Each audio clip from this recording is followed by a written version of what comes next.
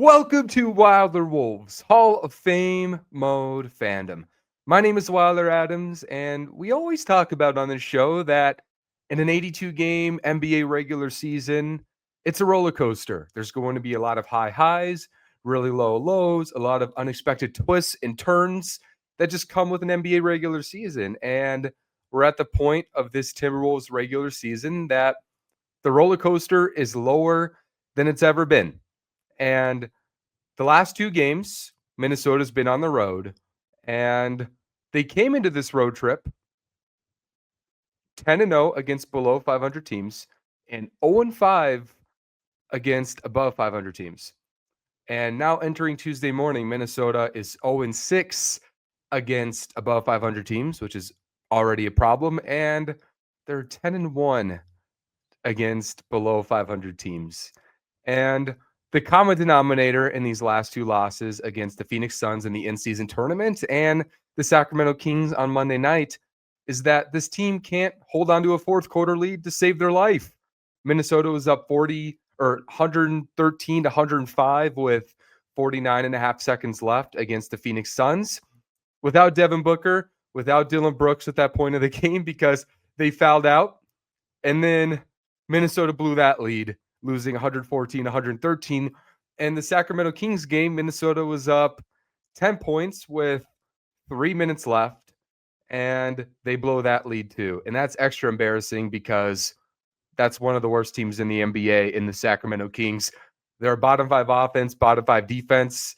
And it's one thing when you just have a really bad moment. You're going to have really bad moments in the regular season where you lose a game you should have won, something happens that's highly embarrassing. That always happens. So the Phoenix Suns game was super frustrating and really heartbreaking because they were in such a good in-season tournament position, and then they just blow it by just complete incompetence late in the game, from turnover to multiple missed free throws from Anthony Edwards, and it was bad. It was really bad. But when it becomes a massive problem instead of an individually embarrassing moment is when you blow another highly improbable lead the very next game against a very bad basketball team in the Sacramento Kings without Domantas Sabonis. That's when it becomes super concerning and super frustrating because this team is better than that. We know this. This is a team that, when they're on, there's very few better, but we've seen it. There is some DNA in this team where you can say sometimes it's complacency or sometimes just when games get chaotic late and you feel momentum on other teams, that this team just sometimes spirals down. That's been in the DNA of this team for a very long time. Very long time. Sure, in the Chris Finch era, but also before the Chris Finch era. I'm sure you guys remember that 2020 game when Minnesota blew a 17-point lead to the Sacramento Kings with 3 minutes left in Sacramento. That was in February 2020. And that was a positive because that game, if they win that game, they probably don't get Anthony Edwards just because of how the lottery odds fell. But we're past that. We have Anthony Edwards. So losing a game like this is unacceptable. And there's a lot of things you can blame individually on a micro standpoint. For example, Julius Randle, you're the second star of the team.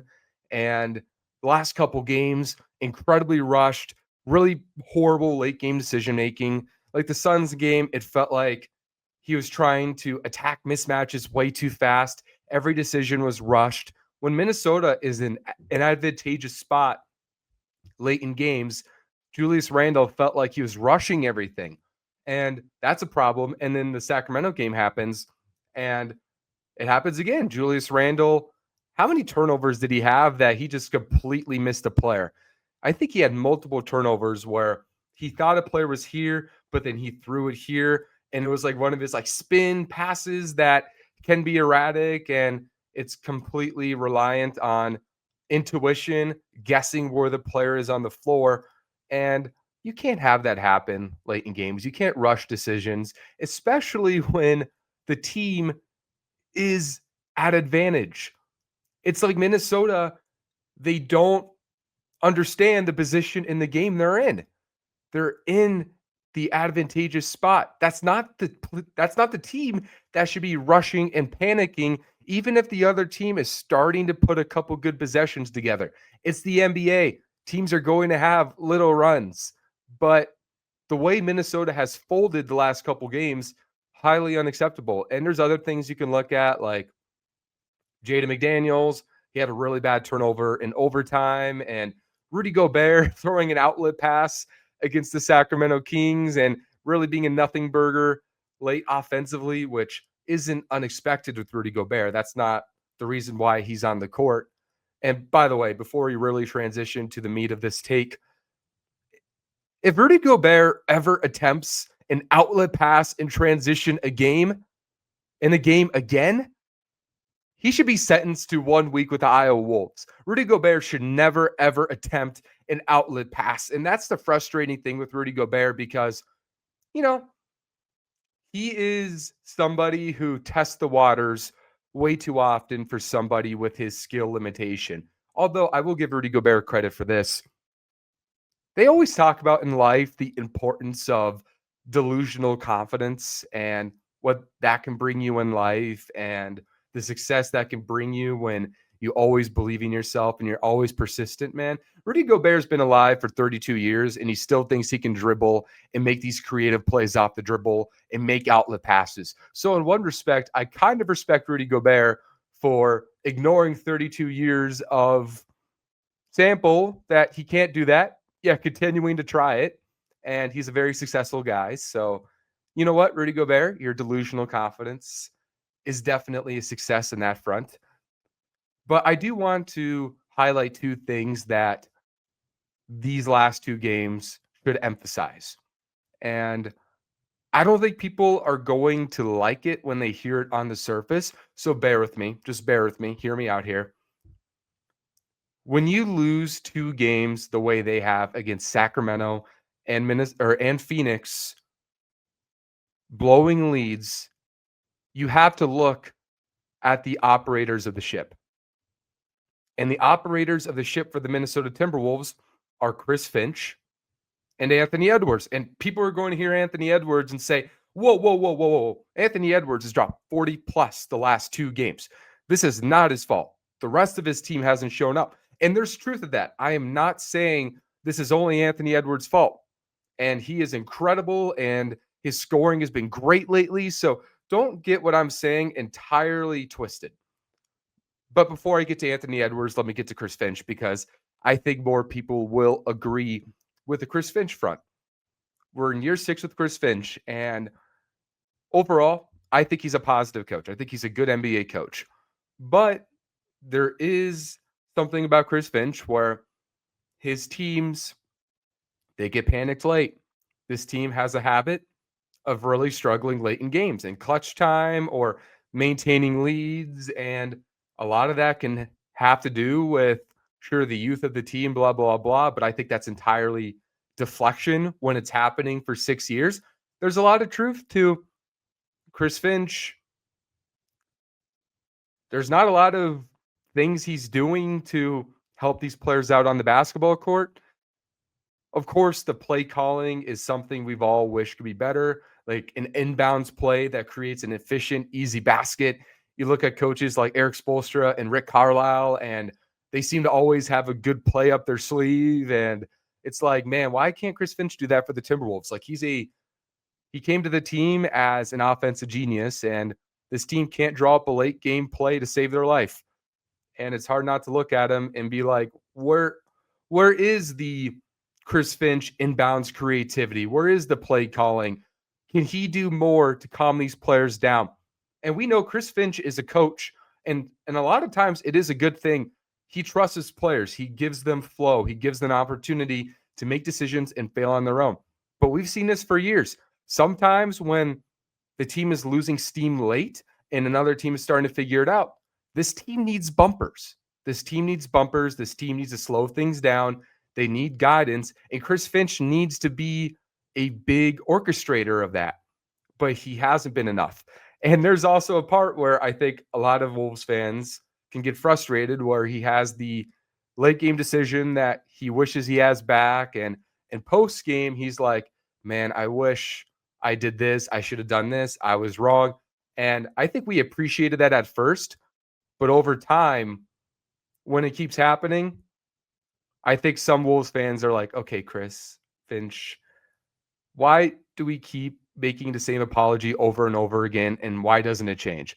And I understand that. And unfortunately, we're not going to get more of that from Chris Finch, hearing what happens post game, because unfortunately, I'm sure a lot of you guys know there's just so much more post game interview limitation than there was in the past, because we're not having as much media travel to these games on the road and cover them post game. And that's a big problem, by the way. I think we've heard a lot of people like Kyle Teige talk about that. And I appreciate people like Kyle Teige break that down, because it is a problem when this is a team that has an audience, has a platform, and fans that fund these games, right? Like the NBA is nothing without the fans. And the least that we could have is these players in a personality driven league, by the way, explain like what happened. Why did this happen? Chris Finch, why did this happen? And we're not getting that this year. So we're not getting as much reference post game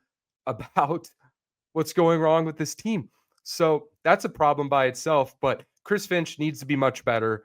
He needs to, for 6 years in, I would be lying to you if I know how much this will change, how much is just, you know what? Chris is going to do a lot of good things for you, but Chris Finch will do a lot of good things for you, but there's always going to be that limitation late games. That might be the case. And that's the truth, even though I will say that I think that it isn't just Chris Finch when this happens 2 times in a row.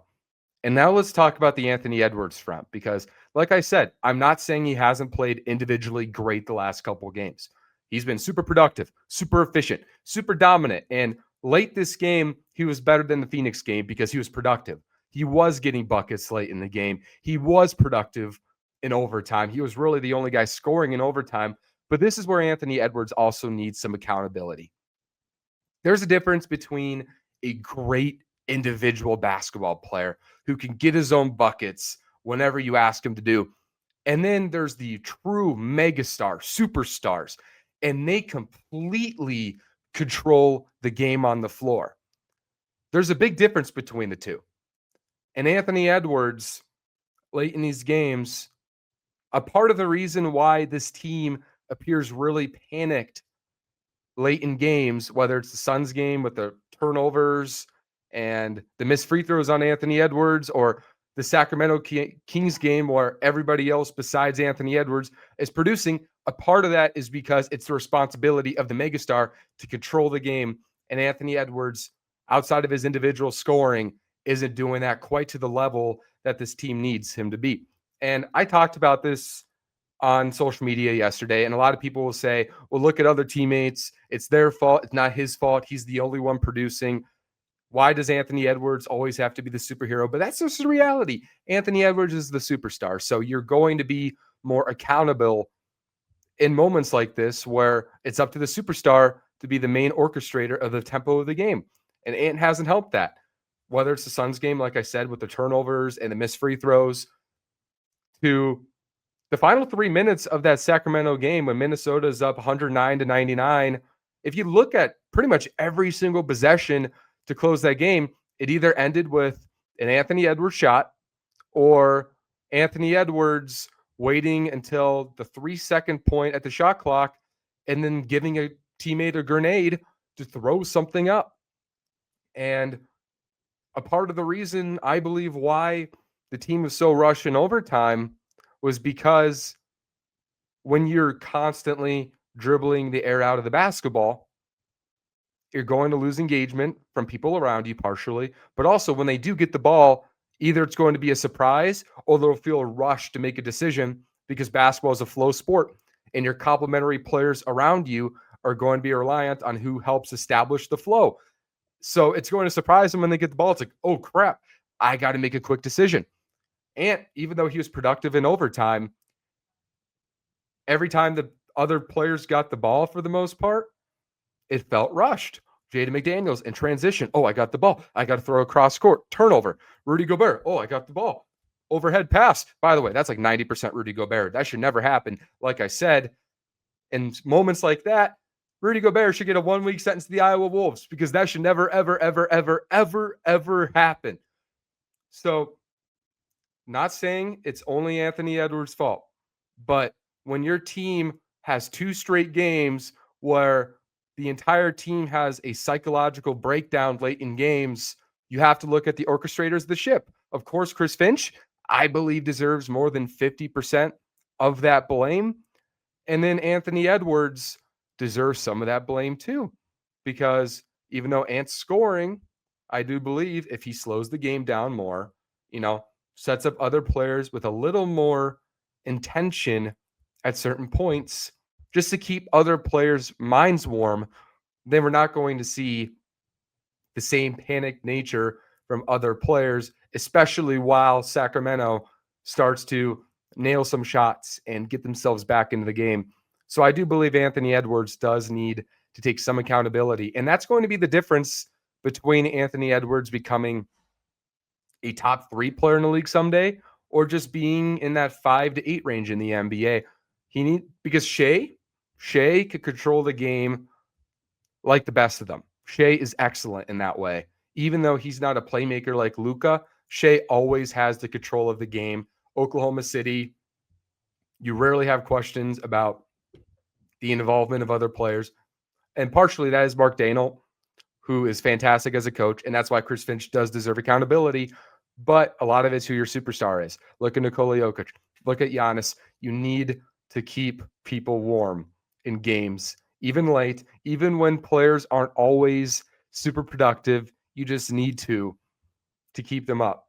We just saw Anthony Edwards was fantastic as an individual scorer in overtime, but it's still a team game. Even when you play the Sacramento Kings, you do need some people to show up, and there's some responsibility to Ant to encourage the production of other players. And I'm not saying that it's all his fault. I am not saying that, but there's definitely an Anthony Edwards element here. And I don't want to move on and just completely let Julius Randle free on this because, like I said earlier in the show, I mean, he's the second best player. He is the Robin. He is the all-star outside of Ant. He can't be attacking ISOs and then rushing and making like this spin jump pass out of bounds late in games. You need your 2 stars to really slow the game down. And Julius Randle, of course, because this team lacks a true point guard, kind of operates as a primary distributor in that starting lineup a lot of times. And we're seeing Julius Randle, while he's a good passer for his archetype, he's not quite a game manager. And of course, neither is Anthony Edwards at this point. And Anthony Edwards needs to become a game manager to, I believe, ultimately reach his potential. But until then, until we see Anthony Edwards take that next step and truly be able to control the game outside of scoring the basketball, that's why this team probably really does need a point guard. If you don't have people who can control the game and you're playing against the Nikola Jokic's of the world, the Sheas of the world, the Lukas of the world, you're going to be at a poor position to beat those teams. And that's a lot of why they're 0-6 against those squads at this point in time. They've lost to Denver. They've lost to the Lakers. It's early, but they're probably going to lose to the Thunder on Wednesday. If they beat them, it's going to be a pleasant surprise. So I think this is just another reason of exposure for why this team needs another playmaker. And fortunately, this deadline, there's going to be a plethora of options, whether you want a star guard or just a solid contributor. There's a lot of options potentially this deadline. So there might not be a better year to acquire a point guard at the deadline. And before we get to another thing I really want to highlight on this show, I asked you guys just, do you guys think Anthony Edwards is ready to be a championship player right now? And it's not always a super fair question, in my opinion, because I think when people hear that, it's like, are you saying he can't be? And it's less about that. It's more about, is he ready? And there's such small sample sizes of players at 24 who are genuinely ready to be a championship player. So just because Ant might be or might not be doesn't mean that he can't be eventually. So I do want to give that caveat just very briefly right now. But I did ask you guys, and I think there's a lot of good answers that stood out to me. First of all, Ashley said, not yet, though he may play his way into it this season. I think his awareness, execution on both ends just needs more reps, which only comes with time. And that is another really good point because I always say today's problems in the NBA could be next month's powers. What you struggle with now can be something you're much better at later in the season. We've seen that with this team last year when you start 8-10 and become a Western Conference finalist. And I think Anthony Edwards getting these reps, expected to be a true number one, not only just the best player, but now you're not just a young player. Now you're legitimately a veteran entering year 6. I do think there's a difference there. And he is going through those trials and those turbulations right now at this point in time. So while this point of the season could be just a down point for now, I do think that could change eventually with more reps that way. And that's why it's nice that in February, that the deadline's in February, because we have time still to figure this out. So I do think that's the beauty of it. And looking through some other comments, some people say yes, some people say no. Like Levy Austin says, yes, he's proven it in the playoffs and time again. He just needs the right team construction around him.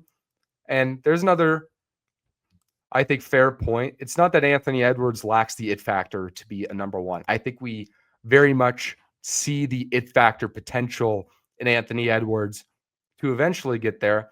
And maybe if this team had a point guard and Anthony Edwards is the secondary playmaker, but primary ball handler and shot maker, that's probably at this point in time the specific formula if Anthony Edwards became a championship number one as soon as this year.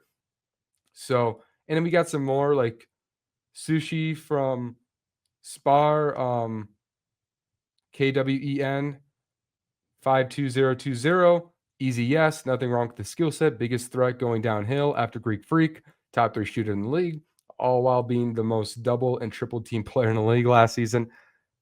I think those reps he's getting, double, triple team, are going to help his ability long term, navigate how to best exploit defensive looks he gets in terms of maximizing his advantage creation. So I think a lot of us still have optimism. Some people like Crazy Boys 100, Josh H. No, he takes too many possessions off defensively and still a little too inconsistent. That could change by the end of the year. And J underscore ENGER. What 24-year-old has ever been good enough as a number one option to win the title? The last one is Larry Bird, question mark. He has fat in his game that needs to be cut out. So did Jordan at 24. Same with Shea, same with Kobe. We will see if he does it. And that's another fair one. I will say Wade did win a championship at 24. So that's the other example I would say. But it's good to highlight this. Even if you think the answer is no right now, it doesn't mean that the answer is no in 5 years or 2 years. So I think even though we're in year 6 with Ant, there's some patience that could be very fair at this point in time as he cuts out some fat in his game, like other people mentioned, like defense and some game management stuff. So Ant's close. He's close. I think this is the best version of Ant we've seen. I think at the end of the year, even though he's averaging 27.5 right now, he will probably get to around 29 to 30 just as some of the playing time stuff balances out and he's back to his 35 to 36 minutes a game because he's still at 32.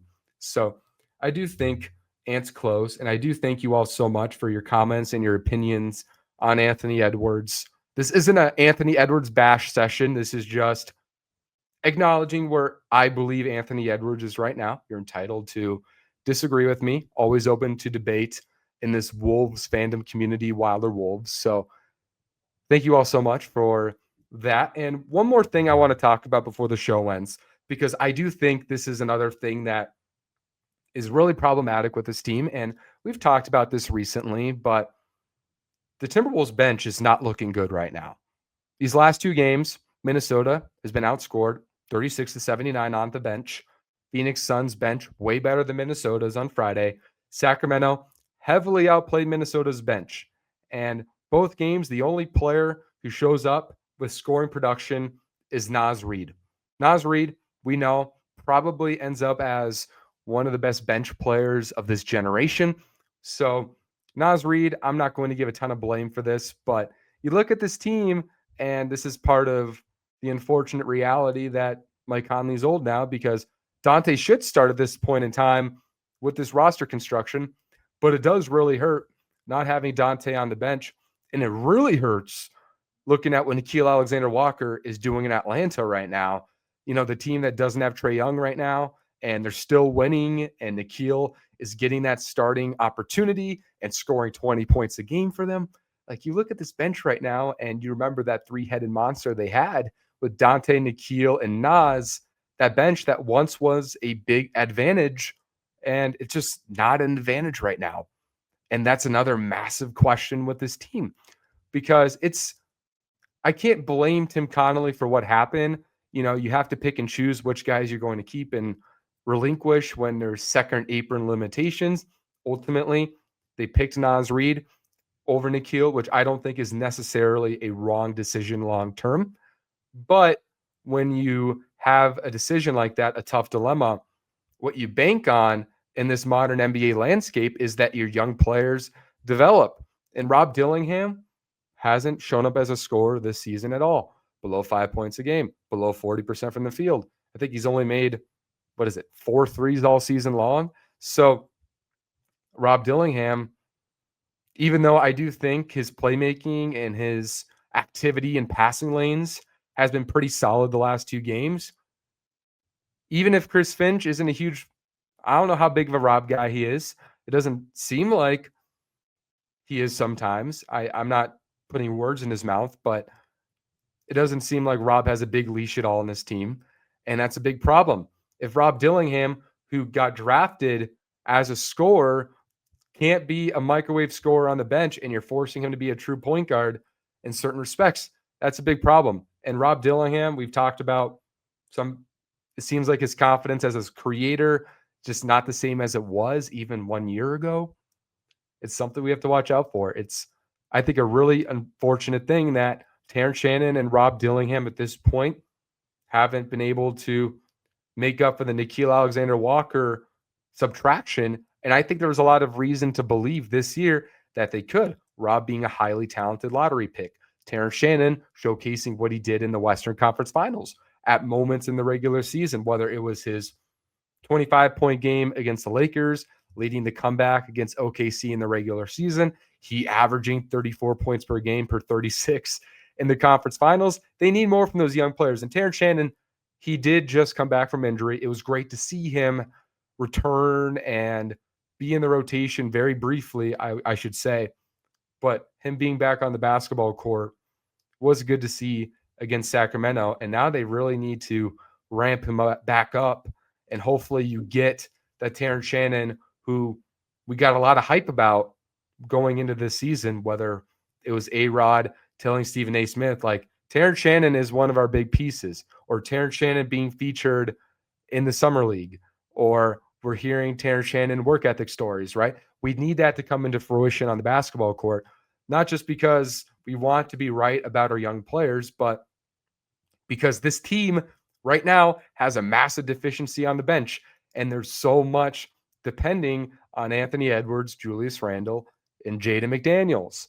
And I think when you play against really good teams with as much firepower at the top, you're just not going to beat teams like that. So Minnesota's bench is most certainly just, it needs to be better.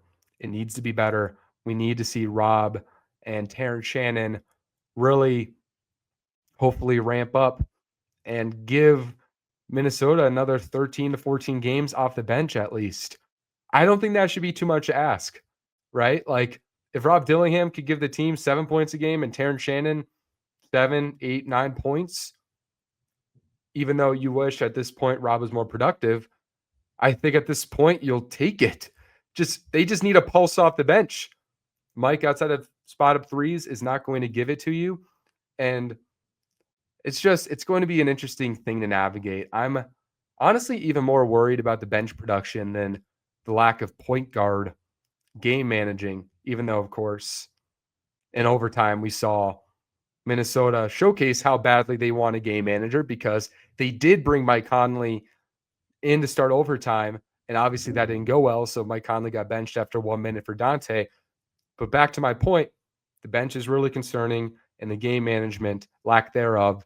Those are the two biggest problems with this team right now. I think the last two games have revealed the biggest warts, and they need to be better because the last two games, I think we all agree, simply not acceptable. But we always talk about it. The season's a roller coaster. Minnesota does weird things. They could beat Oklahoma City, and we're on the top of the world, and we have questions answered, and a lot of things can happen. So I do think patience with this team is really important. This fan base, we're the most patient fan base ever, probably. So I know that's not a problem for us. So yeah, that is it for the show. Thank you all so much for listening. If you haven't subscribed, I would super appreciate if you did so. We're going to continue pumping out Timberwolves content throughout the season as Minnesota blows leads or beats great teams. We're going to be here for all of it. And hopefully this team, they answer a lot of our questions at this point of the season on Thanksgiving week. It's early in the season, so a lot of time for things to change. And I'm super excited to continue watching what transpires. Thank you all so much for listening. This is Wilder Wolves Hall of Fame Mode Fandom.